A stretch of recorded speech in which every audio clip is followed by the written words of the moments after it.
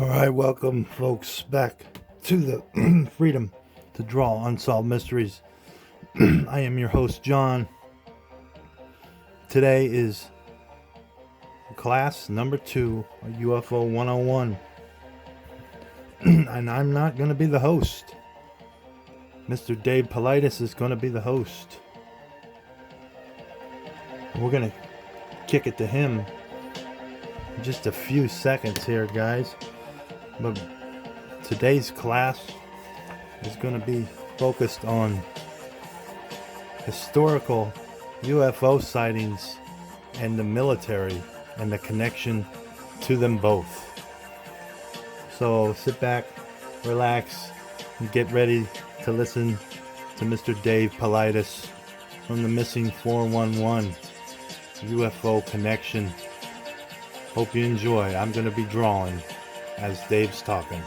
Force at one ballistic missile defense expert who works for the Army agency here and is familiar with the advanced radar used to test missiles and warheads. Huntsville houses the Army's Ballistic Missile Defense System Command, which analyzes results of missile tests in the Atoll region of the Marshall Islands. Last August, the Air Force launched a Minuteman intercontinental ballistic missile from Vandenberg Air Force Base, that's in California, Southern California, aimed at the missile range in the atolls and used by the Army, Air Force, and Navy. When the ICBM was screened, now the UFO. This article, titled "Nearly six decades after the seminal Montana UFO incidents, Air Force vets briefed the Pentagon," published March 26, 2023. On the night of March 24th, 1967, Robert Salas was a 26-year-old U.S. Air Force lieutenant cocooned 20 meters below the Montana prairie, overseeing weaponry that could obliterate millions. "I felt we were under attack," said Salas in a phone interview from his home near Ventura, California, "but the assailants," he said, "weren't any Cold War foes. Soviet technology couldn't have abruptly disabled the missile's guidance and control systems, which is what happened that night. You would have had to have sent individual signals to each missile, and within seconds, we had no power," Salas, 82, said. "This had never happened before and have nothing that could do that now." Salas said that what's transpired above his concrete and steel bunker holds the answers, or at least one of them. Just moments before the system's failure, a non-commissioned security officer on the surface made a series of increasingly frenzied phone calls to Salas, describing an oval-shaped form within pulsating, glowing red lights and orange lights hovering over the installation. The NCO had also described the approach of the silent object, which was making unusual controlled maneuvers, such as flying very fast, coming to a dead stop, then traversing course and making 90-degree turns. He was screaming on the phone, terrified. "I told him to secure the facility at all costs." Responding to his orders, other security guards scrambled to other launch sites in the complex, only to see glowing objects hovering above them. It was reported they lost radio contact with flight security controller and were shaken by the experience, Salas said. Less than a minute after the pulsating object had arrived over his launch control center, it had quickly departed, the U.S. Air Force veteran said. The dumbfounded officer soon found himself in a meeting with his squadron commander and special investigations officer and was told the incident didn't involve any kind of Air Force exercise. This happened, folks. This happened. UFOs came in over an Air Force base just outside of Great Falls, Montana, and disabled all of the flight control systems for our nuclear missiles. I don't know if there's some people out there who don't believe this. This was part of a disclosure project that Air Force officers came forward and all testified, and then they brought forth documents proving it happened.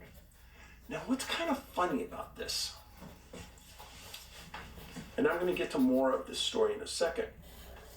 But when I did my movie, Missing 411 UFO Connection, even as late as last week, I got comments on my video for the UFO Connection saying, Paulides jumped the shark, what an idiot, he's talking garbage, he's lost his mind. What's wrong with these people? I'm reporting to you what Air Force officers have said. If you can't believe them, the men that work these flight control systems under the highest regulated security in the world, if you can't believe what they're saying, then you can't believe anything. Think about this. So some people want to make fun of me because I'm reporting what others have said. I've never stated my beliefs. I'm reporting what they've stated. Now let's go on with the same story. Salas said that he also told to never speak of the incident as it was now classified. I signed a non-disclosure agreement. I didn't start talking about it until 96, he said. He recalls at that time in 67 his colleague, Colonel Fred Mywalt, telling him that there had been an earlier similar incident at Malmstrom, but only discovered decades later it had occurred just 8 days before his own experience. Malmstrom Air Force Base. He also learned that 10 ICBMs had been disabled under identical circumstances September 66 at Minot Air Force Base in North Dakota. Within a span of 6 months, we lost 30 nuclear missiles to UFOs, said Salas, who provided an Air Force document declassified in 96 regarding the March 16th incident at Malmstrom, east of Great Falls. This is what I'm telling you. This happened. If you don't want to hear it, then just switch off. But if you're mad because I'm talking about this, I don't get that. You want to attack the source? The officers that worked inside the facilities that found the documents that prove their point? March 1767, communication contains clear expressions of alarm and bewilderment. All 10 missiles in echo flight at Malmstrom's strategic alert went within 10 seconds of each other at raids. The fact that no apparent reason for the loss of 10 missiles can be readily identified cause for grave concern at this headquarters. During his remaining 2 years on missile duty at Malmstrom, Salas said he never once heard the incidents mentioned, but added he rebuffed security officers' witnesses' agitated pleas to discuss March 24th soon after it happened, out of fear of breaching an order. But with the release years later of U.S. Navy videos of pilots' encounters with UFOs and the trickle of other evidence, that taboo has thawed, and the U.S. Department of Defense created the All-Domain Anomaly Resolution Office, which Salas describes as a conduit for whistleblowers. The mission of the AARO will be to synchronize efforts across the Department of Defense. On February 15th, Salas said for nearly 2 hours he briefed by phone the AARO official on his 67 experience. He's convinced the military and government have covered up incidents it's all known for too long. It is a milestone for me because I've never told my story to the government office, he added. I went through all the details extensively. It shows they're at least open to listening. Salas said he provided AARO with 22 pieces of documentary evidence, including written notes and a video. Affidavits signed by several other officers 13 years ago attest to the occurrences at Minot and in Montana, which extended over months and whose frequency even necessitated special UFO briefings. Patrick Madonna was an Air Force first class doing surveying work at launch sites at Malmstrom in September 66, when he says a brilliantly lit craft 20 meters in diameter hovered 100 meters above them. It seemed to have pulsating lights going around it and white light under the center looking down into the silo. There was no wind, there was no noise. He told the National Press Club this in Washington, D.C. in September 2010. From this dead stop, it shoots off to the east, just like now you see it, now you don't. A police officer his team encountered soon after the sighting, he said, told them there had been more than 20 UFO sightings in that greater area that night.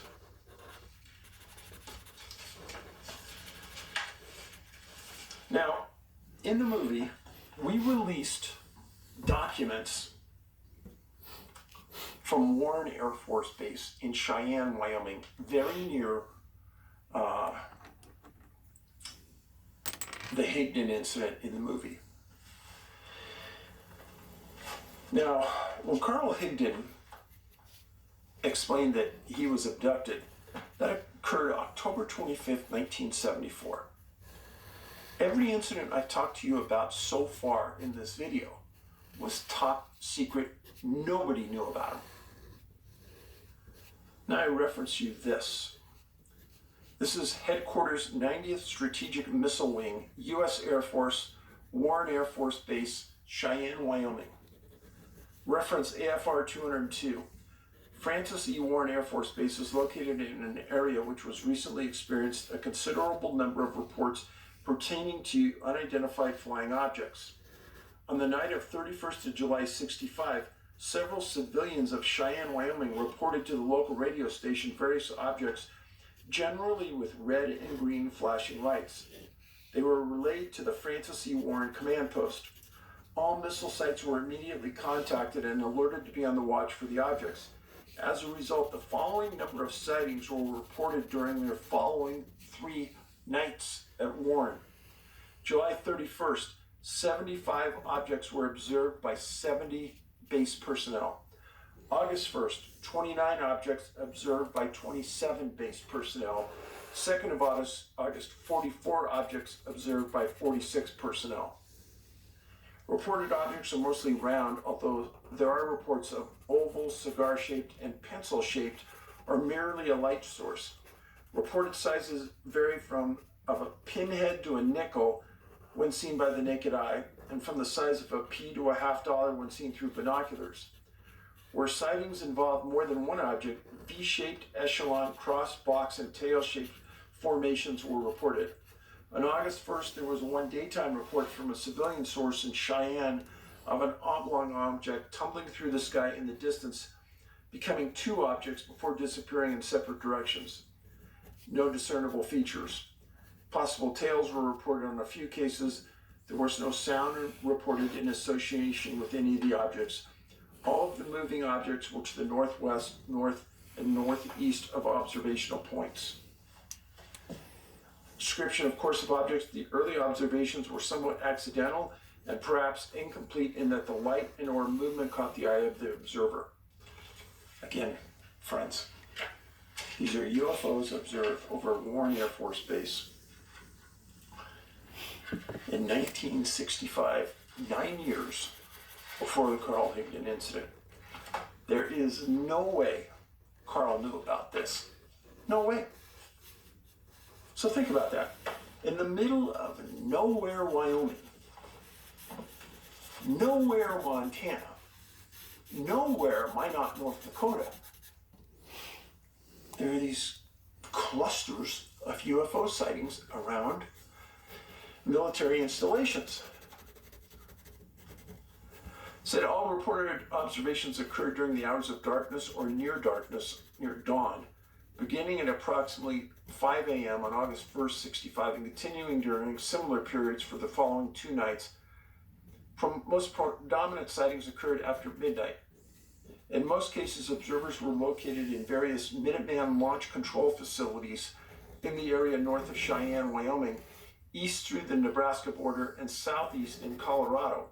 In a few instances, observers were roving security guards driving vehicles in the area.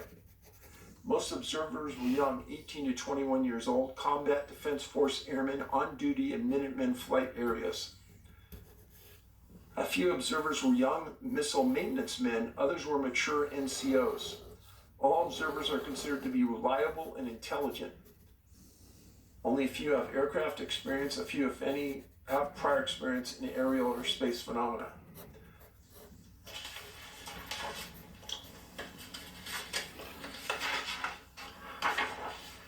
General comments.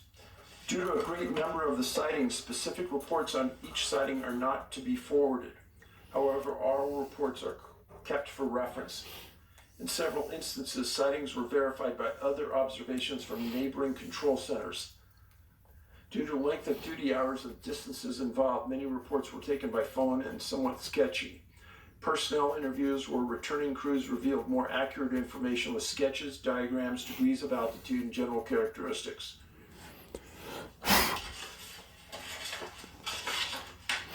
Now, in the movie, I'm going to show you the report. This is the actual report that we cited in the movie. You can take a screenshot of it if you want and look at it. But it's a real Air Force document. So this happened in 65. Higdon's incident occurred in 74. Just west of Cheyenne, not very far. Also in Wyoming, Medicine Bow National Forest. You can look at it on a map. It's all in close proximity. All involved military. Article, July 17th, 74. The Star Phoenix, Saskatoon. Headlines, Ghost Ships Still Puzzle Experts at Missile Base. Huntsville, Alabama. Reuters. Experts at a missile base say they are puzzled about strange ghost ships picked up by powerful radar scanners in the Pacific during a tracking exercise. There's been little official comment on what the scientists found.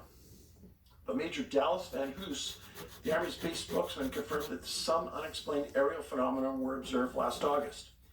Scientists, many of whom are reluctant to be named in the interview because of general public skepticism concerning UFOs, say privately they have been unable to find an explanation for the ghost ships. We have never seen anything precisely like this before, said one ballistic missile defense expert who works for the Army agency here and is familiar with the advanced radar used to test missiles and warheads. Huntsville houses the Army's Ballistic Missile Defense System Command, which analyzes results of missile tests in the Atoll region of the Marshall Islands.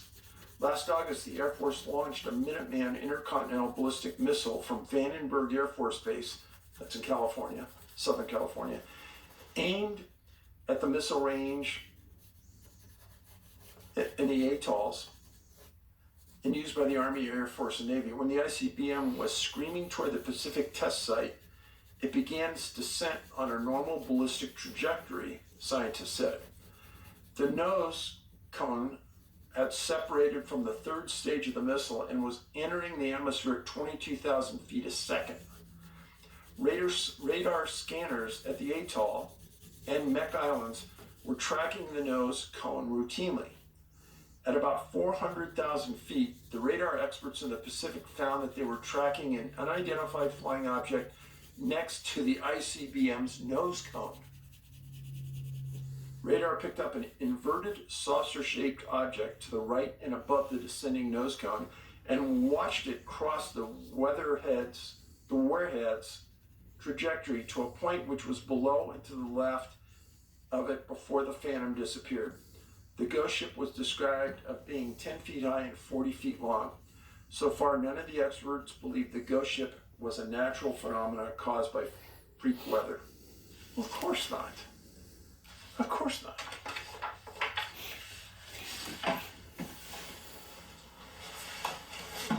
I've tried through all of my research to not impart an opinion in the face of facts. Here's more. The Minot Daily News, Tuesday, December 6th, 1966. Minot, let you have a look at it here. It says Minot Launch Control Center saucer cited as one indication of outer space visitors. More than 3 months after it reportedly occurred, an unidentified flying object sighting in the Minot area has been blown up as a lead topic in an article entitled Are Flying Saucers Real?, which appears in the latest issue of Saturday Evening Post. The sighting says that the Post article occurred at Minot Air Force Base Minuteman Missile Launch Control Center on August 25th, 66. Base information officers continued such a report was made. It was never released in Minot, but was sent to Wright-Patterson Field in Ohio. Wright-Patterson.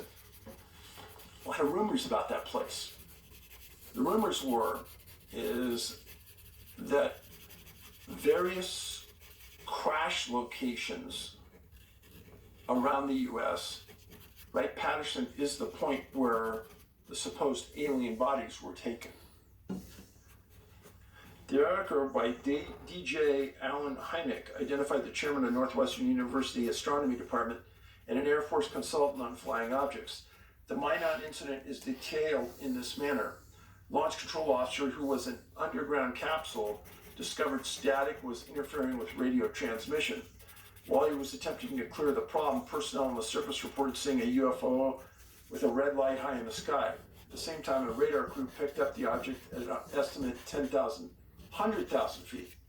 Static stopped when the object climbed, the report maintains. After climbing, it began to swoop and dive, then apparently landed some distance away.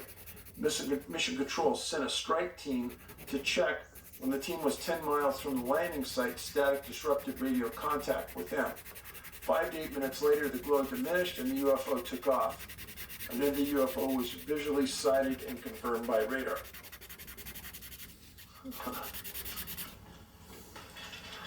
Yes, this is all what I believe 100% true. It goes on, it says later in the article, a second F-84 was sent aloft and directed toward the UFO, which still showed on radar. After several minutes, the pilot reported seeing an object with a light of varying intensity that alternated from white to green. While the pilot was pursuing the UFO, he noted that his gun sight light had flashed on, indicating that his plane's radar was picking up a target. The object was directly ahead of his aircraft, but at the slightly greater altitude, the thing climbed rapidly. When the pilot saw he was hopelessly losing ground, he broke off the chase. As the object sped off to the north, Ellsworth notified the Spotters Control Center in Bismarck, 220 miles north, where a sergeant went out on the roof and saw the UFO. The Air Force had no planes in Bismarck that could be sent up to the UFO. Hynek says he investigated the case himself and was not convinced. The entire incident, in my opinion, had too much of an Alice in Wonderland flavor. Well, that's Hynek. His job was essentially to poo-poo any UFO sighting. But here our pilot saw it, flight control saw it, and Hynek's going to poo-poo it.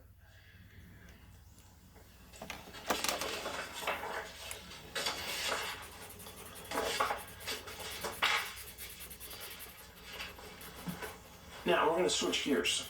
We're going to move off from North Dakota, from Wyoming, and from Montana. 3 locations. Montana.